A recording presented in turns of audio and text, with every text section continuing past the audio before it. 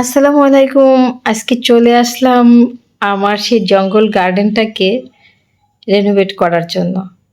দেখুন আমার জঙ্গল গার্ডেনের পাশে যে অ্যাকুরিয়ামটা এটাও অনেকটা জঙ্গলই হয়ে গেছে। কারণ দেখা যায় এটা ডেকোরেশন করতে, করতে অনেক গাছ দিয়ে দিয়েছিলাম আর অনেকটা নোংরা হয়ে গিয়েছিল। আজকে এটাকে অনেক ঘষা-মাজা করে একদম নতুনের মতো করে ফেলছি। এখন আমি এই জঙ্গলটাকে আউট করে এই জায়গাটাকে চাচ্ছি একটু হালকা পাতলার মধ্যে ডেকোরেশন করার জন্য। জানি না কেমন হবে, তারপরও এক এক করে করা কমপ্লিট করি, তারপর দেখি কি অবস্থা। আর এই যে এই প্ল্যান্টটা এটা নিয়ে আসছিলাম কুড়িগ্রাম থেকে। এই গাছটার কিন্তু অনেক দাম।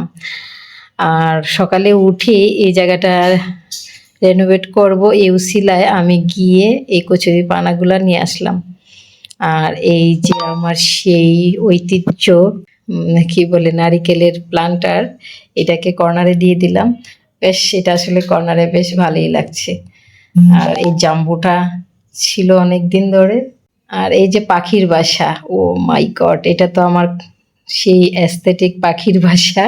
এটাতে যখন চড়ুই পাখিরা এসে খায় তখন কিন্তু খুব নাইস লাগে, বাট ওইটা আমি ক্যামেরা বন্দি কখনোই করতে পারি না, যখনই করতে যাই তারা চলে যায়।